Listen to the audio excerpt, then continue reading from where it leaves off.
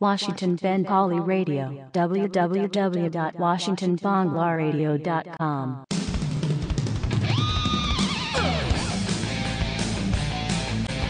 After a few acting stints, young Indian-American filmmaker Manan Singh Katohora debuted as a writer-director with his 2005 psychological thriller Arya, which immediately caught the eye of film critics and general audiences. He followed it up with Kiran Mekaran that continued Manan's exploration of unusual subjects, as this film was about the alternative lifestyle of two women. His latest film, 9/11, is also of a unique genre. It is a psychological thriller in a way, a film that's full of suspense, yet manages to make viewers think about their karma and ramifications of their actions in life. Today we have the noted filmmaker with us, speaking from Silver Spring, Maryland. This is Gurjeet on a cloudy and cool April day from Washington, D.C. How are you today, Manan? I'm very good. First of all, let me thank you and the Washington Bangla radio platform, and thank you. I thank the audience for listening to this. I've heard so many good things about this radio station, and you guys are doing a great job. Thank you. I'm sure you now are a trained computer engineer. You have a master's degree also in business administration. How far does your passion for films go back? Well, as far as I remember, right from my childhood, I used to write. It was just some small stories here and there, some poetry. I mean, obviously, most of it was not good or polished. And things have changed now. But back in the day, if you were a South Asian kid, you have few choices as your career choices. You could be engineer or a doctor if you're a guy, and if you're a girl, you could be a doctor and teacher or whatever. That was back in the day. Things have changed now. So if I had an option, and if I was born in today's day and age, I would have probably gone to drama school or theater school for writing, because that's what I always enjoyed. But irrespective, I did my computer engineering from Pune, one of the best colleges in India. I came here for my MBA from Pennsylvania in marketing and information systems. And obviously there's it's something to fall back on. But I believe if the passion is strong, and that's the beauty of living in this country, that it doesn't matter how old you are or where you live. If you really want to do something, you can always go and do it. I mean, my mom, she's 60 plus, and she just published her first poetry book in Hindi at this age, and that's amazing, remarkable. So yes. Wow, that's great. I always love to hear about those unusual experiences that especially older Indian women have, because that is very unusual. Yeah, so so I believe in that. And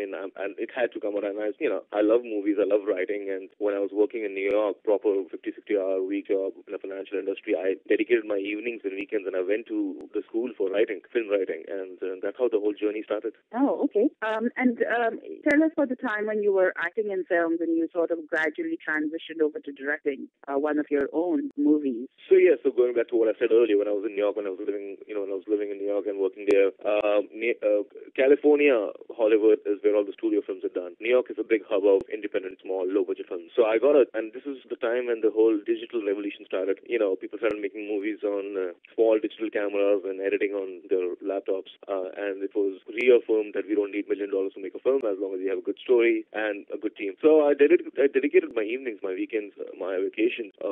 I worked on some projects as a production assistant, starting right from the bottom. Then I worked on 2 projects as an assistant director. Finally wrote my first script and met this amazing mentor, Mr. Tilok Malik, who is a very well-known figure in the Indian American film community. He made the first English or Indian American film in this country called Lonely in America in 1991. Anyhow, so I met him, and he was he believed in me, my script, and he produced my first film, Arya, which was a low-budget, straight-to-DVD psychological thriller, and it won some awards, so that was very encouraging. Yes, I think your film Arya was adapted from the life of Aryabhatta, the great Indian mathematician and astronomer. Was it not? It's not about Aryabhatta, but it has some elements of his discovery findings. I mean, it's basically a story of a guy who's obsessed with Aryabhatta and his findings and how it affects this guy's life. This young Indian guy living in New York is obsessed with Aryabhatta. So there's a small element of that, but there's a bigger story, with that whole subplot. Right. And then your second film was when Kiran Mekaran had focused on lesbian relationships. Was it very challenging to work on a subject that quite often mainstream? Oh yes, I mean it was basically one of my good friends. We didn't know, but after many years, she came out and she had shared some personal experiences, and it was kind of inspired from that. I mean, just a little bit. It's not her story, and so I came up with this idea with my co-writer Sumita about this cross-cultural connection. A Bollywood actress coming to New York, and she meets this American journalist, and then what happens? So yes, I mean, it wasn't easy to make that, but I think, it went to a lot of festivals. There were like 88 different festivals around the world, and my parents, they saw the film and they liked it, and I was a little embarrassed or a little reluctant, a little not sure what they would think, but I think they also realized that it doesn't matter whether you believe in the subject or you believe in that thought process or not, or that lifestyle, but a good film is a good film. So I think at the end of the day, the whole cast and crew were happy about that. Yeah, it's always very good to have the support of your parents. Absolutely, I agree with that. And before we chat about 9/11, can you share with us your director's perspective of your movie Come to My Window and Extra Section? Yeah, those were like two small films I made just between Kiran McCarran and 9/11. What happens is, it's not easy for us filmmakers, the small independent filmmakers, to make a movie every year or every 6 months. We're not in that league yet, and it takes more than a year sometimes to raise funding for a good project. So in between, just to polish my skills and just to learn the new technical aspects of filmmaking, I keep making short films, and just for my own personal growth. So I made Come to My Window and Extra Section, just some small interesting stories that I had come across. But 9/11 was definitely, my last project, and at that point, one of my most ambitious projects, and I'm glad it's out there now. Yes, and it's won a lot of awards. But talking about 9/11, you must have been aware of the ambiguity of the title. Was it named 9/11 by design? Well, when you watch the film, again, it's a thriller, it's a suspenseful, so can't give away too much. But when you watch the film, towards the second act, towards the end, I think it becomes very clear. Right in the start, it becomes very clear why it's called 9/11, and I think that's out now. I'm not giving anything away by saying it's 11 people trapped together and they have 9 minutes to share talk. But anyways, but there's more to that title when you watch the film, especially towards the climax. The title has a very has a lot of significance to it. So yes, I knew right from the start by calling it 9/11, it could misfire, or in the sense people would think, oh, it's just another film on the Twin Tower attacks, which it is not. It's got nothing to do with that, though the film has an undertone of terrorism. But it was the best title I could think of, keeping the plot in mind. Yes, I know that when I saw the title, I automatically presumed it had some connection with September 11th. And when I told one of my friends that I had watched it, her first question was also, is it related to September 11th? And I said, no, it's completely different, and I won't give it away. So that definitely does give that impression. But also going back to... Yeah, this is despite the fact that when you write the title of a film, it's not 911. It's not the numbers. It's written more like 7-11. It's a number 9 and then 11 spelled out. But still, when you say it, you say 9/11, and that's the first thing. It's just human. That's how we process. Yeah. So yeah. It's by association. Sometimes you when you hear a title, that you treat it by association. But anyway, again, getting back to 9/11, can you share with us your unique perspective of film as a writer and director? Yeah, it's. I think there's a movie out there. There's an English film called Crash, which won an Oscar. It was about these 10, 15 different characters, ethnicities living in LA, and how their lives are affected by small incidents. But that was more about how we judge people based on the skin of the color of the skin. But I was just inspired from that. I was like, let's write something. But no, it's all same ethnicity. They're all South Asian characters. But how some things can be, how one's life can affect someone else's life, and based on that, came across this. We wrote the story, and then it was very difficult to get the right actors for it, especially since we were making the film here in Washington D.C.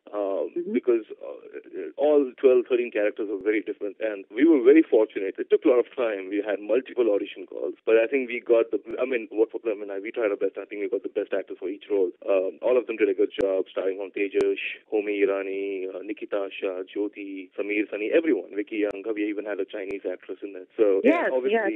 I think every role and every character you wrote was very unique in its own way, and very, very intriguing, I have to say. And also, we heard that you did not disclose the end of the script to your cast before shooting the finale. Yes. But before I share more on that, it's funny. The movie's out now. It's been a few months, and people are watching and talking about it, and won an award. But there's one person who who no one is talking about, and I think people should. And that's just because the way the film is. I mean, there's an amazing performance by Devashish Ray, who plays a very important role in the film. It's just that you don't see him in the film that much, that you don't know who it is. But and he's behind a mask. But I mean, he was instrumental in making the film possible. And that character was very tough to get someone right for that. I mean, if money was never an issue, if money wasn't an issue, and if I was living in a different perfect world, I would love to get someone like Amitabh Bachchan or someone like that towering personality. And obviously, we couldn't. But I think Devashish Ray did a brilliant job as Dharam Bakshi. So I just wanted to actually, I have met Devashish, and he is also a very interesting character, to say the least, interesting person. And we were surprised. We had seen his name, my husband and I, when we were watching the movie, but did not associate that was him. So when he pulled the mask off, that also came to surprise us. We're like, oh, that's Devashish. Yeah. So everyone's. I mean, I love all my actors, and Tejish is a very good friend of mine. So everyone's talking about all these actors, and I'm like, but you know what? Let's not forget the guy behind the mask. I mean, he's done an amazing job. So, but anyways, going back to the other question you had, what was that about the? I was going to say that you didn't disclose the end of the script to your cast in shooting the finale, but also I wanted to add this. In retrospect, did you have the desired effect that you wanted in the film? Yes, and I'll tell you why. Okay, yes. So there's a famous filmmaker everyone's heard of called M. Night Shyamalan. I love that guy, worship that guy. I mean, last 15 years that I've been watching his movies, he's like, he's like someone I look up to. I mean, he's done so much. I mean, he's made amazing films like Sixth Sense and Unbreakable and a lot of different movies. So I follow all his interviews and all his movies and all the makings of films, and he is known for shooting the film sequentially. Normally, films are not done shot sequentially. It's like if all the living room scenes are done together, all the outdoors are done together, and edited and put together in a way it should be. But M. Night Shyamalan is known for shooting his films sequentially the way it unfolds, and he is known for because his movies are all about the twists in the end. So he's also known for not revealing everything. And what happens is the characters and the actors somehow it brings a desired effect. So obviously inspired by that. It wasn't my idea. Inspired from Mr. M. Night Shyamalan. And since my movie also has few amazing twists, I think they're amazing in the end. So I did not reveal one of the twists to anyone. Everyone got the whole script minus last 10 pages. And it's only the last 4 days when you only had 4 or 5 characters left. Only they got the last 10 pages. And eventually when everyone saw the first cut, they knew what was happening. But I think it had desired effect, yes. And I think most of the feedback that I get from even audiences, they cannot predict certain twists in the end. And, so I think in a way it worked. Yeah, it was a very interesting twist at the end. Absolutely. I had no idea that that's what was coming. I really didn't. Now, you're working on a film titled LOLTI, Laughing Out Loud, Crying Inside. It's going to come out shortly. Tell us a little bit about that film, and also maybe a little about some other projects that you're currently involved in or have been. So yes, so 9/11 is out. It's doing well, and that's a great. We filmmakers, we just need that reaffirmation that hey, if we put in that much work and people like it, we just want that appreciation, and that helps us to. We all desire to do bigger and better work, and So right now, I'm working on 3 parallel projects. One of them is this English language film with Indian and American actors called LOLCI, which we live in the internet age, Facebook age, texting. LOL is a commonly used, abbreviation, laughing out loud. Yeah. And then I found out it's something more funny and spiritual or deep, LOLCI. It's like, the famous song from Mahesh Bhatt film, which was sung by Jagjit Singh, the legendary Jagjit Singh, Tum Itna Jo Muskura Rahe Ho, Kya Gam Hai Jo Chupa Rahe Ho. Muskura Rahe Ho, Kya Hai Jo Tum Chupa Rahe Ho. I think, yes. Exactly. So I think LOLCI kind of like signifies that whole thing in 5 letters. Laughing out loud, crying inside. It signifies that, if you think about it. So that's, in a way, my story. It's about the single mom and 3 men in her life, a single divorced mom and 3 men in her life. And it's very different from what I've done so far. It's more lighthearted, more contemporary. And I think the title it's very catchy. I think people are very curious what it means. But for like I said, my inspiration was that song. Like, how can I summarize that song in 5 letters or one title? Wow. And that's what it is. Yeah. And so that's one project I'm trying to. Yeah. So that's one project I'm working on. We're still trying to raise funds and hope to start shooting in the summer. And then there are 2 Hindi films that I'm working on. There has never been a post-apocalyptic film in Bollywood. What if the world came to an end and there were 5 survivors? Aaj tak aisi koi movie bani nahi hai Bollywood mein, as far as I know, and I've done enough research. research. So we have a script. It's called Pralay 2013. It's in Hindi. It's for the Bollywood. I have this great writer, Momita, I forgot her last name, but yeah, Momita, she's writing this. And then there's another horror film, another Hindi. So basically, I'm trying to like just raise funds for these three different projects. And as it happens in independent filmmaking, whatever the funds come first, we'll start that. Right.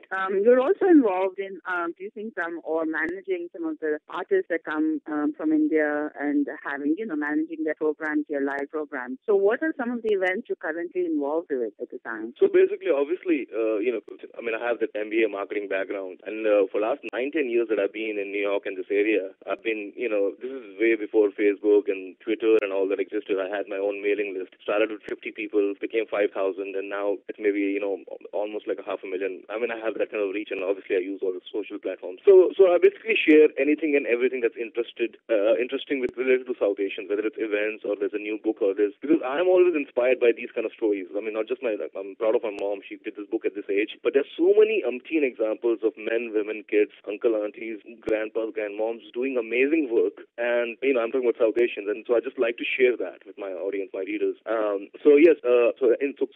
Step forward, DC, Maryland, Virginia is a growing market, and there's a lot of stuff that's happening in the last years that I've moved here. So I promote, basically people hire me to promote their events and, spread the word around and, organize. I'm also promoting, we just confirmed the project. I'm promoting this one candidate from New Jersey who's going for this, who's running for Congress or something. And so it's a political campaign, and I'll be handling that. So I just, I just want to promote South Asians. That is the basic thing. And because we are a growing community, and it's a big number in this country, and I think we have the purchasing power, so why not? Absolutely, yeah. The South Asian market is definitely growing by leaps and bounds. I agree with you, and there's a lot of potential, to market to that particular group. So I think you're doing a great job to that.